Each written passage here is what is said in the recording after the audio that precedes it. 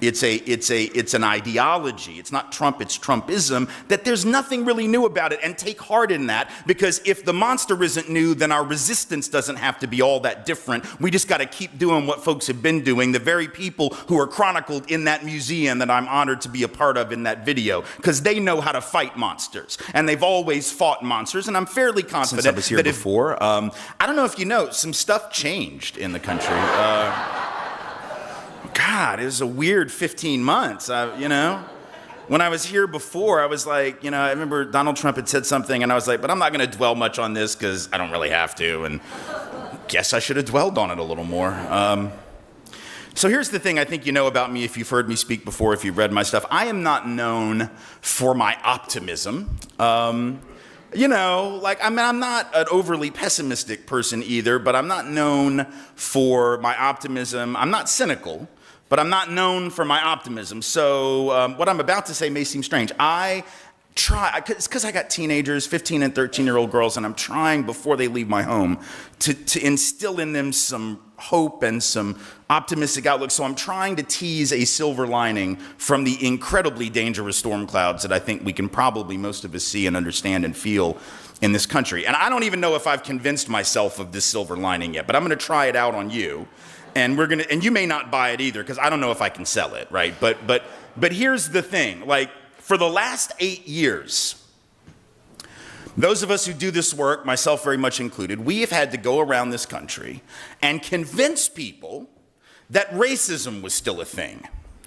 For 8 years, that was sort of the subtext of our job. That was our job description. No, really, it's still a thing. And we didn't have to convince people of color of this, but white folks sometimes need a little coaxing. It takes us, we're sort of slow on that stuff. So we've had to be working really hard to convince white folks that these kind of discussions or, this kind of stuff was even necessary. So here's the silver lining in the current situation. Yeah, I don't have to do that work anymore, right?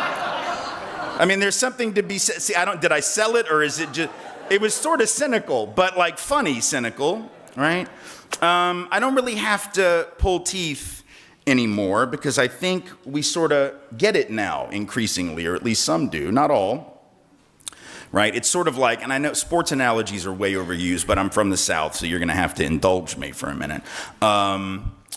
It's sort of back in the day, and if you've always lived on the West Coast, you may not know this, but those of us who live in the Central or the Eastern time zone, on Sundays when CBS was the only network that showed NFL football, right? They had in the South, it was the noon game and the 3 game, and the 3 o'clock game would always bleed over into what?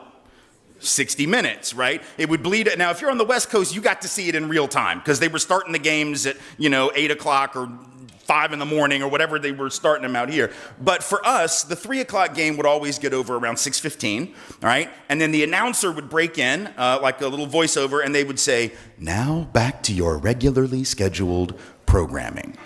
That's sort of what the election of Donald Trump is, y'all, and I need you to understand it is back to your regularly scheduled programming. All this other stuff for 8 years, that was like D.L. Hughley said this better than I did. He said it's sort of like going to a Broadway show, and that's the intermission, right? And then the intermission's over, and it's back to the show, right? And the reason it's important for me to say this is I think in the last several months, people have been paralyzed by this fear, understandable, but a fear that is rooted, at least in part, in the idea that this is a really new deviation, right? That this is some new, uniquely dangerous moment in American history, right? And one of the things that I do want to say that perhaps, I don't know if it's optimistic or just trying to put things in perspective, right, is that one thing this is not is new, right? And the reason that's important to understand is if you think the monster in the room is one you've never seen before, right? You don't have any idea how to respond to it. You don't know how to fight it. It knocks you off balance precisely because you're trying so hard to just decipher what it is. But I want to suggest to you that the monster that stalks the country, which by the way is not a man, it's a movement, It's an ideology. It's not Trump, it's Trumpism, that there's nothing really new about it. And take heart in that, because if the monster isn't new, then our resistance doesn't have to be all that different. We just got to keep doing what folks have been doing, the very people who are chronicled in that museum that I'm honored to be a part of in that video, because they know how to fight monsters. And they've always fought monsters. And I'm fairly confident that if Bull Connor could not lay black and brown folks low, if Jim Clark in Selma could not lay black and brown folks low, if Lester Maddox in Georgia could not lay black and brown folks low, that Donald John Trump ain't gonna be the one, y'all. So just know that.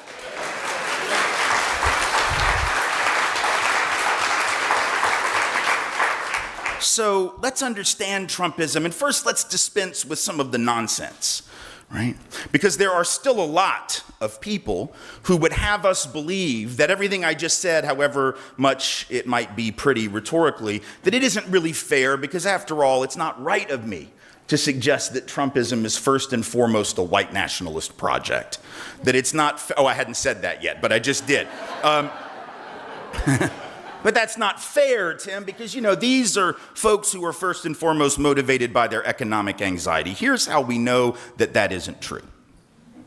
Right. First, we know it's not true because if Trumpism were rooted mostly in economic anxiety, black and brown folks would have been lined up around the block to vote for him, right? Because when it comes to economic anxiety, people of color are the ones who always, both quantitatively and qualitatively, have a disproportionate share of it. African American folks, even who have a college degree, almost twice as likely as whites with a degree to be unemployed, regardless of major, by the way. Latino and Latina folks with a college degree, 50% more likely than whites with a degree to be out of work, regardless of major. Asian Americans and Pacific Islanders with a degree, 23% more likely than whites with a degree to be out of work. Our indigenous brothers and sisters, 2/3 more likely to be unemployed even when they have a degree relative to white folks. So if economic anxiety were the principal driver, this would have been a multicultural, multiracial movement unprecedented in the history of America, and I think it is safe to say that that is not what we saw.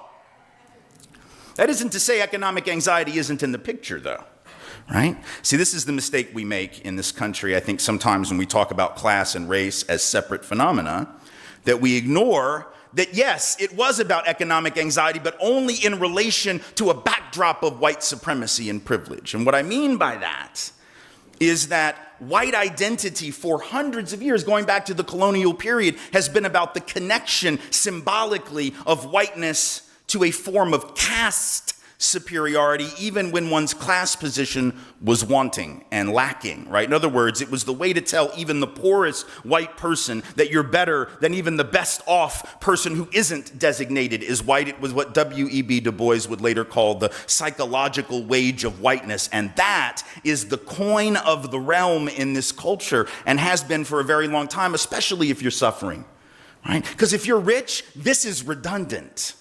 Right? This skin, this is redundant. For Donald Trump, this is redundant, right? For Bill Gates, this is redundant. For anyone who has a whole lot of money, right? For those 38 people in this country who have the same net worth as the bottom half, because those are the numbers, by the way, this is redundant. But for the poor, white, Appalachian coal miner or assembly line worker in Pennsylvania, this is often all they got, and they will cash that check because this culture has told them that it has value. So that's our dilemma. It isn't that they don't suffer economic anxiety, it's that they suffer it, and by God, they weren't supposed to have to. Right? There's this thing called expectationalism, which I don't know if it's a thing, but it's a word. Maybe I made it up. I don't know. I like it. And one of the privileges and perks, I suppose, of being a white male is I can just make up words and get away with it. So I'm going to use that when it serves a positive function, right?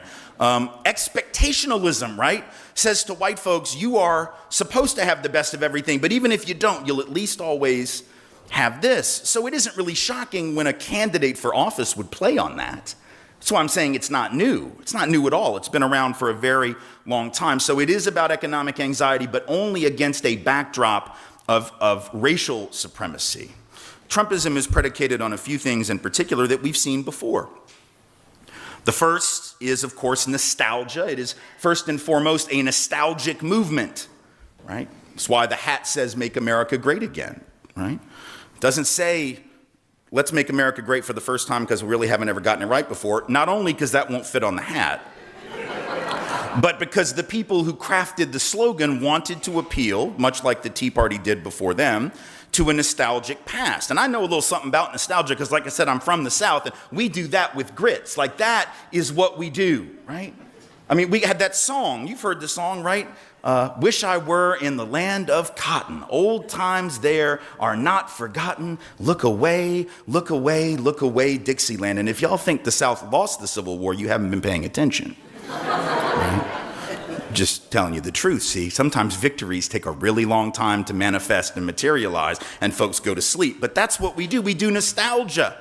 And the whole nation under Trumpism is gripped by that, the notion that once upon a time we were great. Now, they'll never tell you when you ask them when, right? Because I do that, because I'm pushy that way and obnoxious. And I'll say, well, when was it great? And they always are like, well, because they know any answer they give makes them sound like a jerk, right? They can't give a good answer they can't say the 50s, because then they're going to be like, oh yeah, wait, They can't say the 1911 teens or something, because children are working in mines and factories. They know that sounds terrible, but in a way that's what they're thinking, right? That we want to go back to this age of supposed innocence when everything was wonderful. And so nostalgia makes up a big piece of it, and that's nothing new. The second thing Trumpism is predicated on is a backlash to real, or at least perceived gains, but often real gains made by people of color. If you want to understand what's going on in this country, it's one thing to come and listen to me, and I'm glad you're here, and I'm totally going to sell you books in a minute, so that's my subliminal. I'm a slick salesman like that. I just put it out there for you. Read mine for sure, but please read Carol Anderson's book. Carol Anderson, a brilliant scholar at Emory University, who wrote this book, White Rage, that came out about a year ago, maybe 15 months ago. It's a brilliant book. Because what she talks about, and she does it in only 148 or 172 pages or something, very quick, very brief, to the point, talking about how every single iteration of progress, specifically for black folks, but I think you can make the same analysis for peoples of color generally, every diminution of whiteness as power, every advance was met not just with the term backlash, which is almost a soft sell, right? But real rage, whether that was the rage that met the end of enslavement, right? The Reconstruction era met with intense hatred, and the resurrection of really slavery-like conditions for African-American folk throughout the South, a vicious resurgence of white supremacy, culminating, of course, in Jim Crow laws. When the Great Migration takes place and you have black folks moving north to escape conditions in the South, they are met with a significant rage in the Midwest and the Northeast and the industrial corridors of this country, overt racial pogroms. We call them race riots, but that doesn't do it justice, right? Racial pogroms, orgies of violence that meet these migrants looking for work, right? Again, some themes repeat themselves over and over in our history, as we see right now with the way that we treat migrant labor as well. White rage that met the Brown versus Board of Education decision, a kind of rage that led entire school districts to simply shut down their public schools in the South, create white flight, so-called Christian academies where the white folks could go and end black schools or black schooling after 5th grade or 7th grade or 8th grade. It was a form of real rage. We saw it culminate not only in the South, in places like Boston, right? And there were desegregation crises out here, as you well know. And so, right, West Coast, East, South, all around the country, that kind of rage which met progress. And of course, then that culminates even beyond the desegregation backlash with the response to affirmative action, the response to the Fair Housing Act, all kinds of backlash that we saw throughout the 80s. And then, of course, with the advances signified or symbolized by the presidency of Barack Obama, you get birtherism, you get the Tea Party, you get this I want my country back mentality, putting aside how concrete the gains for black and brown folks really were in the years of the Obama administration, and we can debate that. I personally think there's a lot, of course, that was left on the table, so to speak. I don't put that on him. I put that on us and him. All of us together had to do more, didn't do enough. But the point is, it certainly was symbolic of advance. It was symbolic of progress, and it was met with the same kind of rage. And so what we're seeing with Trumpism is what we saw in the 60s and the early 70s. It's what we saw in the 1920s and the 1930s. It's what we saw in the 1890s, the 1870s, the 1880s, even some of the same rhetoric right? The rhetoric of white victimhood, right? The idea that we're the ones now, that's what all the surveys say, white folks are locked in this not only nostalgia for the past, but this real fear that we're the ones being victimized. Not only the polls tell us that, YouTube tells us, right? Because you can get on YouTube and you can see videos of some of these folks, right? This one guy, you saw him in the Starbucks. This white man melted down in a Starbucks, yelled at a black barista, called her everything but a child of God, used every possible racial slur, pointed out, I voted for Trump, like that was at all relevant to his latte purchase, right? But he apparently got bad service and wanted to let everybody know that, by God, I'm a Trump voter and you're and he uses the N-word, and it's all on video. And his point was that he feels oppressed because he got bad service at the Starbucks. Y'all, if you think that bad service at the Starbucks, like they put soy milk in and you ask for 2%, like if you think that that is oppression, you have just proven white privilege with a vengeance. Better than me or my books or Carol Anderson or her books or any person of color ever possibly could. Because if you think that's oppression, you don't know what oppression is. So thank you for the assist, in the pedagogical approach of what I'm trying to do. And there was the white woman in the Michaels in Chicago, right? Bought too much stuff to fit into the plastic bags that they give you. And so the black woman who was the clerk said, hey, we've got these, reusable, recyclable bags. It'll just be $1. Your stuff will fit in there better. And she goes ballistic, starts using racial slurs at her. Again, talks about being a Trump voter like it's relevant to her crafting or whatever she was doing with the stuff from Michael's. Once again, thinking that she's oppressed because they asked her to buy a $1 bag, y'all. A $1 bag was oppression. See, this is what Robin DiAngelo talks about as white fragility, right? This idea that we're just sort of like, and it's funny because these are the people that call progressives snowflakes, right? These are the people that, those of us who fight racism, well, you're snowflakes because you can't handle what? Like you get triggered too easily. You think everything is racism. So we're the snowflakes. This coming from people who sort of lost their mind when they redid Annie with a black character, right? These are... they redid Annie with a black actress and Jamie Foxx. And it was like, you can't redo Annie. It's a classic. She's an orphan and she has red hair.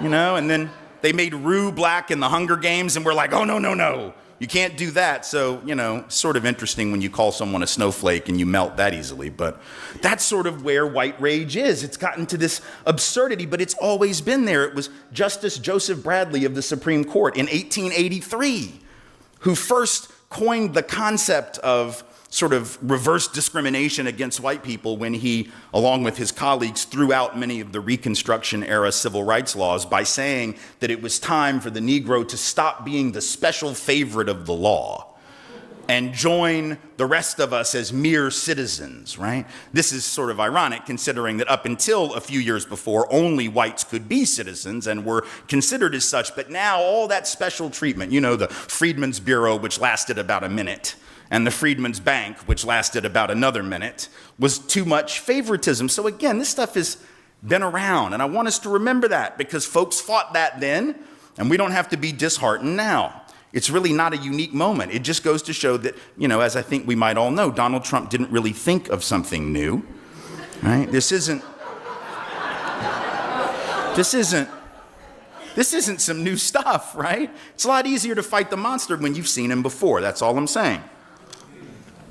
The third thing that Trumpism is predicated on is this long-standing divide and conquer thing. Now, I think I probably talked about this last time I was here, and I looked at the video this morning because I don't want to repeat myself. But then Albert, my buddy, he says to me, Tim, when the Stones play, they still do Satisfaction. So I was like, okay, all right. Well, I'm not Mick Jagger, and y'all ain't paying me like the Stones, but if I did repeat this, if I am being repetitive here, it's because it's an important tune and an important note to hit, right? The history of the country is the history of rich white men telling not rich white people that their enemies are black and brown. I mean, that's America sort of in a nutshell when it comes to race and class, right? If you had to put I don't know, it may be too many syllables for a haiku, but it's like basically if you had to come up with a very short phrase that you could, I don't know, maybe too long for a bumper sticker also, but it's the history of America is the history of rich white men telling not rich white people that their enemies are black and brown. It begins in the colonial period, right, when whiteness wasn't even a thing yet. There was no white race. We didn't love each other. We spent most of our time in Europe killing each other. The English hated the Irish hated them back. Northern Italians didn't consider Southern Italians to even be Italians, right? The Germans hated everyone, and the feeling was quite often mutual, right? I mean, the history of Europe was sort of the history of killing one another and looking for the witch, alternately. That was the other thing we did a lot. We didn't consider ourselves one big happy family. But all of a sudden, in the middle of the 1700s, there becomes a need for this thing called the white race. Well, what changed, right? What changed was rich folks looked around, started counting, and realized they were heavily outnumbered. When you take African enslaved folks, European indentured servants, just one level above enslavement, when you look at other peasants in the European group who maybe weren't indentured, you put them together, they outnumber the elite, right? You had a handful of folks that owned all the stuff, and everybody else working for them. See, some things really don't change. 400 years on, we're back to that, right?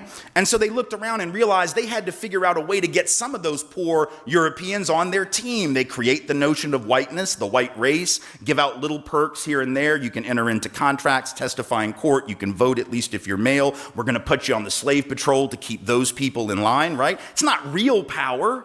You're on the slave patrol. You don't own the land, right? And this is important in an era of police misconduct in our country to understand. This is the bright line of the first iteration of law enforcement was slave patrol, right? And black and brown folks know that. See, knowing your history is really important because I gather that a lot of white Americans don't know that history that stretches from slave patrols to the present. And if you don't understand that, and you don't understand the way in which black life has been discounted so regularly, then a phrase like, let alone a movement like Black Lives Matter won't make sense to you, right? And then you'll say things like, well, but what about my life? But all lives matter, don't I? But what about me? I know all lives matter, precious. I know. I got 2 white children. I know. You don't have to tell me that their lives matter. The problem is every police officer in America knows already.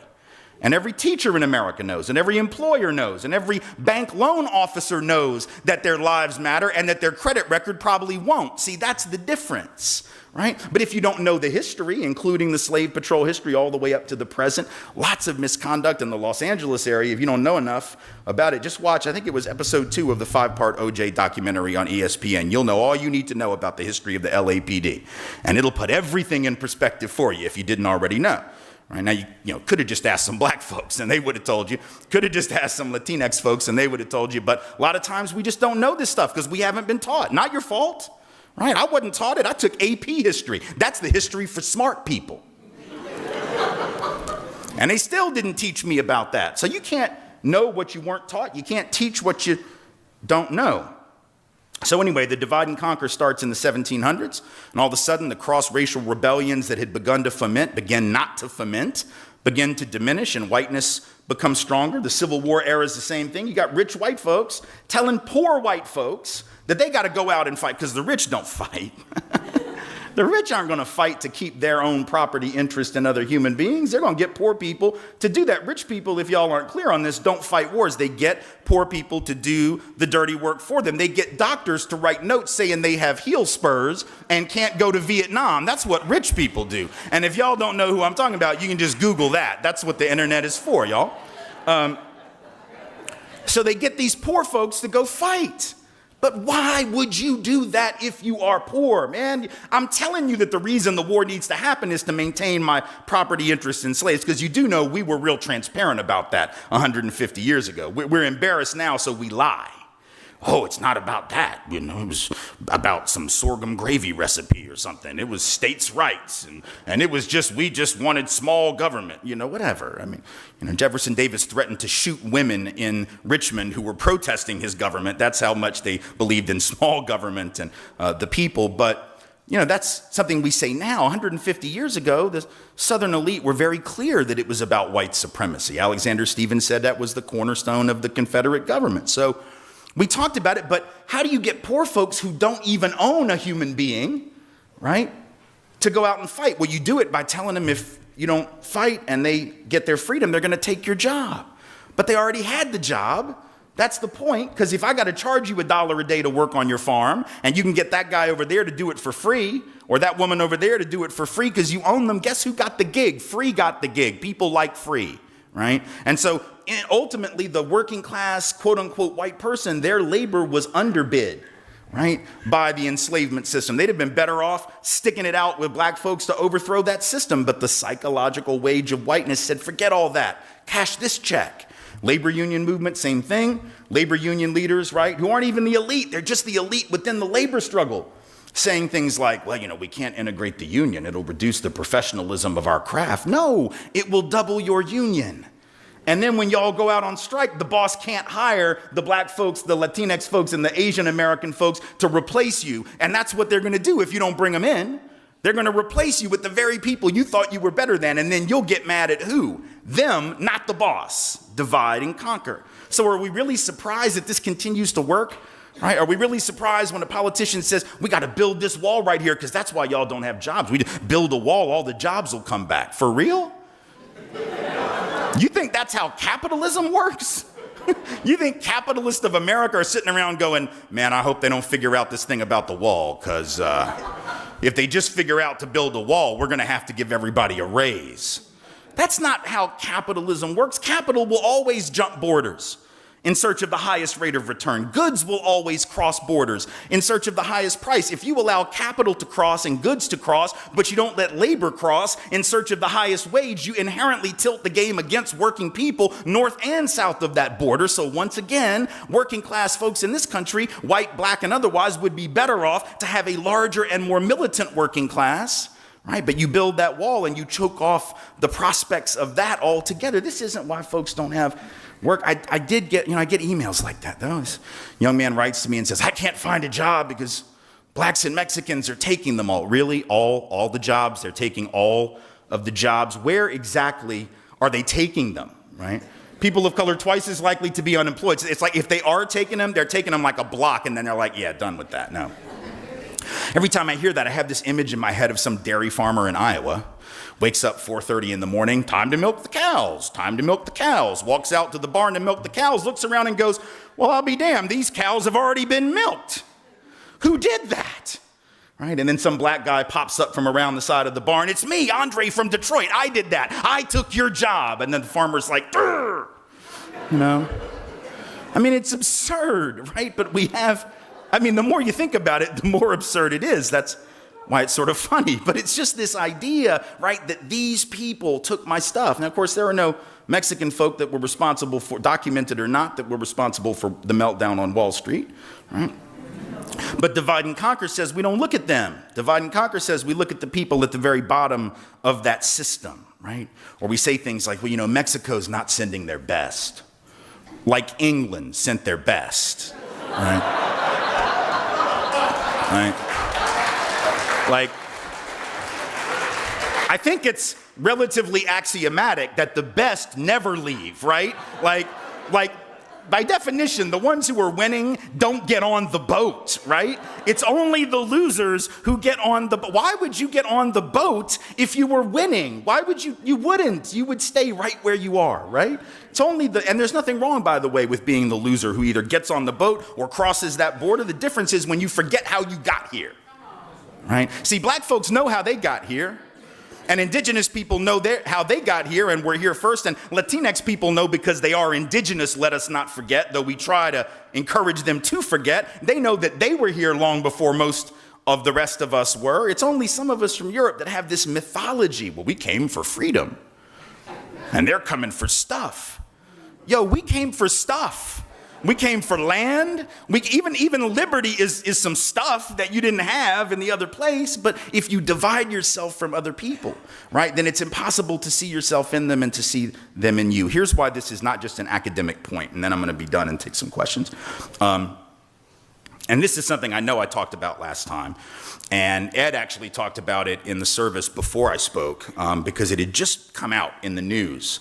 But it's really especially relevant now. So you remember, if you were here last time, we talked about that research that had found this interesting and to some inexplicable spike in death rates among working class white folks, middle-aged, non-college educated white folks, disproportionately from suicide, opioid addiction, or cirrhosis of the liver brought on by heavy drinking. And it was the only subgroup between 1999 and 2013 that saw a spike in mortality, right? Black mortality continued to drop, Latinx mortality continued to drop, but this one group, right, saw this spike, 200 to 300,000 excess deaths relative to what should have happened had the other trends continued before 99. And so you start to wonder why. Why would this be the group? Well, they call these things in the paper, if you follow it, deaths of despair, right? That these are folks, especially the opioid crisis, which is sort of odd that we call it that, right? Because there was an opioid crisis in the 70s that was disproportionately black, brown, and urban, and we didn't call it that. We called people junkies. We did not counsel rehabilitation. We threw them in prison. We did the same thing in the 80s with the crack epidemic. We didn't counsel rehab, counseling, or education, or any form of forbearance. We just locked people away. Now that it's salt of the earth white folks in small towns, my God, we must help these people. Well, absolutely. I mean, there's no doubt to that. We're just about 40 years too late to having that empathy and compassion. But anyway, right, the interesting thing about this spiral in these deaths of despair, once again, these aren't necessarily the people in the most pain, right? And I'm not trying to minimize their pain, but again, objectively, every economic and social well-being indicator says that black and brown folks are overwhelmingly worse off. But these are folks who, because of that expectationalism that I referenced before, got to grow up in a society saying that won't happen to me. See, if you tell folks that all you got to do is work hard and everything will work out. See, if you're a person of color, you know it's never been that simple, right? Black and brown folks know that that's a myth on a good day, right? People of color know they've worked hard all their lives, often have nothing to show for it. The only group in America that's really had the luxury of believing that myth, and not all of us have, but the only one that could have, to any real extent, have been white folks, even working class white folks. Because if I'm a working class white guy, historically, is this not true? I've always had the luxury of at least believing in horizontal mobility, which is, what is that? That's my granddaddy worked in the mine, my daddy worked in the mine, I work in the mine, my son's gonna work in the mine, right? As long as you have a strong back and can lift stuff, as the old saying goes, you'll always have work. Once again, no person of color ever took that for granted. But a lot of white folks, particularly white working class men, did. And then when all of a sudden the economy shifts under their feet, right?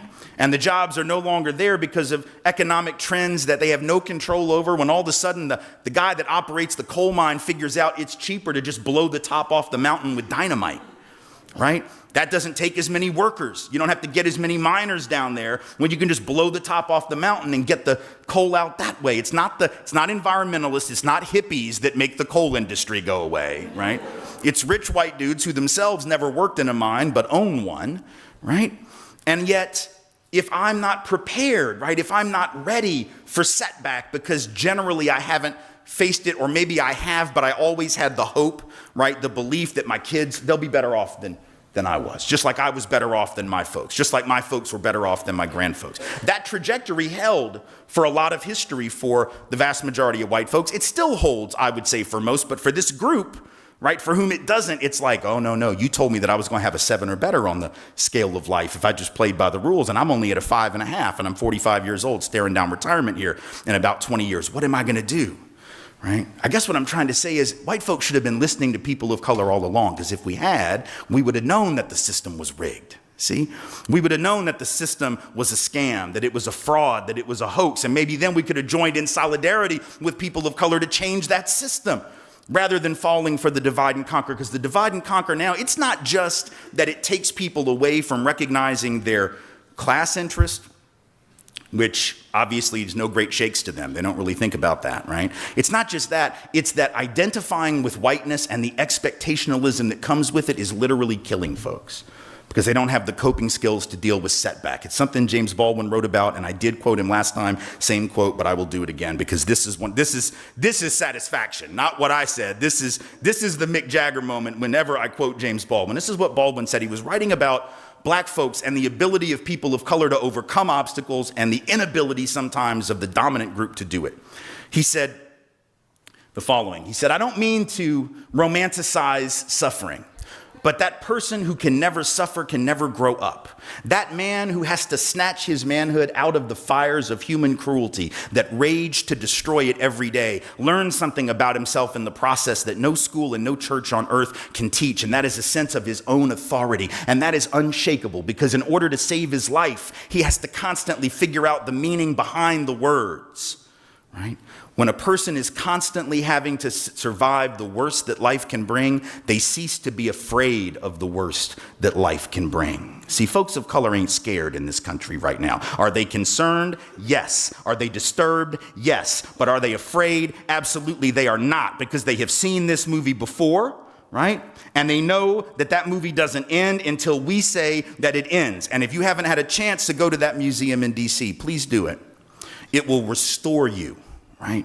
You will see the images. You will see Nat Turner's Bible. You will see Emmett Till's original casket. You will see the images of all those who came before this administration and tried to destroy the spark of liberty and freedom and justice that is always burned in black and brown folks' breasts and souls and minds, and have failed to do so. And like I said, if you come out of there and you still worried about this moment and this man and this presidency, you need to go back through again and pay a little bit closer attention, because at the end of the day, we're the ones who will make America great. Not again, but for the very first time. Thank you all so much for being here. I appreciate it.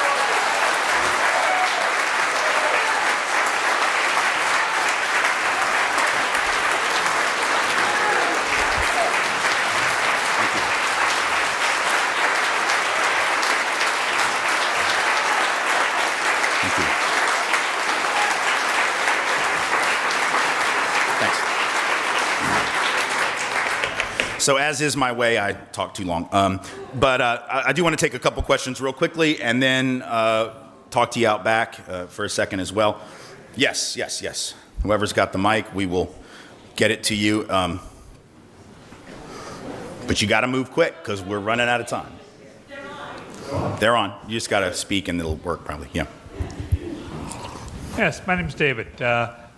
What levers of power, what mechanisms do you see as most effective in blurring the lines and eliminating the line separating, or allowing people that are in a less privileged position to gain more power? Is it greater access to education and higher education? Is it? Well, I think it's certainly important. The problem with greater access to education and higher ed is that, you can have a very well-funded apartheid educational system.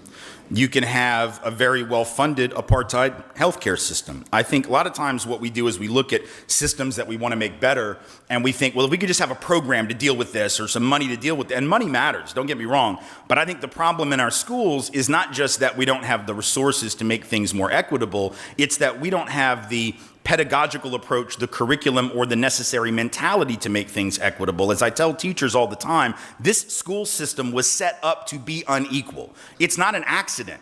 It's like, if you think it's just a matter of more money or this, that, and the other, you're missing the point. It's like if you're in a sausage factory and you're standing at the end of the conveyor belt and it keeps giving you sausage and you're wondering why you didn't get chicken nuggets, you clearly didn't read the sign. It's a sausage factory. So it's going to keep giving you sausage until you retool the machine. And I think the problem is that we act sometimes, even the most progressive of us, like the system is failing. How do we make the system work? No, the system's working, y'all. That's the problem. The system is doing exactly what it was intended to do. So the levers that we've got to manipulate are the ones that literally change our mindset about what the purpose of schooling is. Is the purpose of schooling just to help you get a job in an economy that's going to keep you vulnerable, probably for the vast majority of your life? Or is the purpose of education to fundamentally transform the social structures and create greater equity for all? And I think that's a mentality that we've got to have that's as important, if not more so, than the money. Next question, please. Yes. Yes. Frank Rich wrote an article in New York Magazine recently. I don't know if you saw it, but his premise was to progressives don't worry about feeling empathy for the Trump voter, just get mad and get to work. Right. And a lot of the points were the same as you're making about these people that are really not able to act in their own interest. Do you have anything to add to that? Well, here's the thing. He makes a lot of really good points in the piece. I still think empathy is valuable, but it has to be reciprocal. right? In other words, I am more than willing to empathize with another who's in pain, because that pain of the class system is very real. But I'm not going to empathize with you if you are not willing to empathize with those who you have demeaned and continue to demean. If we're going to say, well, when we're out of work, it's a crisis, but when they're out of work, it's because they're lazy, that's not reciprocation, right? So A, we need it to be reciprocal, and B, even if I empathize with you, I'm not going to indulge your ridiculous diagnosis of your pain. It's like, look, if I wake up and go, oh my, I've got a pain in my side, I need to Google that, I'm sure it must be cancer. Don't indulge my ridiculousness. Pull the plug. Shut down the computer. Tell me to go to a real doctor rather than coming up with my own diagnosis of the problem. Have empathy, because maybe I'm really hurting. But the odds of it being something serious rather than a pulled muscle are pretty thin. And so I believe in empathy because the pain is real, but I think it has to be reciprocal, and we have to insist that people are willing to at least consider the possibility that the reason they are in pain is because they have not acted in solidarity with people of color. Because see, if we'd acted in solidarity with people of color, the whole concept of the public good wouldn't have been eradicated in this country, but it has. The reason we're angry at government intervention in the economy to help people is because for 45 years we've racialized government intervention in the economy to help people. And so we've convinced folks the only folks we do that for are those people over there. And now you got millions of white folks that need it and can't get it because we have demonized the very things that they need. And if they're not willing to at least consider that, I mean, my thing is, look, I'm going to, by God, I'm going to love them enough to make sure that even the most ridiculous Trump supporter gets health care and food and shelter, because I believe those are human rights. So I'm just going to have to force you to like it, I guess. But will I work with people? Yeah, I'll work with folks if they're willing to reciprocate and if they're willing to acknowledge that they have been played for fools, because we all get played for fools sometimes. There's no shame in that. You just got to own it. Next question real quick. Last one. Okay. Oh, whoever wants it. Right here. Okay. Thank you very much. I never heard that. This is my check. My stamp. Yeah. The question I have is, you had mentioned early on in your talk about the silver lining that you tell your daughters, or that you've been.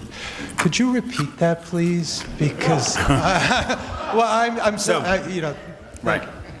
The one that I mentioned obviously is that sometimes when things become more obvious, right? Although that's a horrible thing. We're seeing an uptick in overt racism. We're seeing an uptick in overt hostility. We're seeing ICE raids. We're seeing the Justice Department saying they're prepared to essentially turn police loose with very little accountability and do more stop and frisk and profiling. On the one hand, that's all horrific, right? The only silver lining in that is that at least now for some, we won't have to do the 101. The part that says, no, really, there's still a race problem. In fact, there was a survey that came out yesterday that found a much larger percentage than had been true a few years ago of people saying that, race relations are at a crisis point. Now, they don't necessarily mean by that what I mean by that, but the fact that people are talking about it, they're paying attention to it, the tension is palpable, gives us, if we are prepared to take advantage of that horrific thing, gives us a tool that we didn't have in the Obama years. In the Obama years, the tool was we were having to fight sort of colorblind formalism, right? The idea that the less we talk about it, the less we think about it, the better, because everything's sort of resolving itself. Now we don't have the luxury of that, and I think there are people who maybe fell into colorblind formalism in the last 8 years who now have been woken up, right? If you saw, for those of you who saw the SNL sketch right after the election, this is a good place to close. It's a brilliant sketch. If you haven't seen it, you should look it up. So, and it sort of encapsulates what I'm saying, right? There's 4 white folks in their Brooklyn apartment, which is appropriate for a million different reasons. But anyway, 4 white folks, and they got their one black friend at the time who's there, who's Dave Chappelle, who's come back for the show, right? And so he's sitting there, and they're all like, well, we just know that Hillary Clinton is going to win. It's going to be a historic night. And Chappelle's character goes, yeah, it's going to be a long night, all right. And they go, and they're waiting, they're all excited, and all of a sudden the returns start to come in, and they're not what they expect. At least they're not what they expect. Dave Chappelle apparently not shocked at all, because people of color sort of knew this was quite possible. And they're all sitting around. One of them says, well, Vermont is still out. And Chappelle says, oh, snap, Vermont with their 4 electoral college votes, And And then when it ends, they're all crestfallen. They're like, oh my God, this is the most racist thing that's ever happened in America. And at this point, Chris Rock has come and joined the party. And he goes, really? The most racist thing that ever happened in America? And he goes, and then Chappelle says, yeah, my great granddaddy used to tell me something about this, but what did he know? He was a slave, right? The whole point of this bit, right, is to say that now y'all see, right? Now some of y'all see what we see. And I got to tell you, anything that allows, even if it's not most, even if it's just a bigger chunk of white America to see what people of color have always seen is a good thing, so far as I'm concerned, because it's the inability, it's the myopia of whiteness that has generally been one of our biggest Achilles heels. So I think that is, if there is silver lining, that's it, but it won't mean anything unless we go out and take advantage of that moment. Thank you all so much. Appreciate it.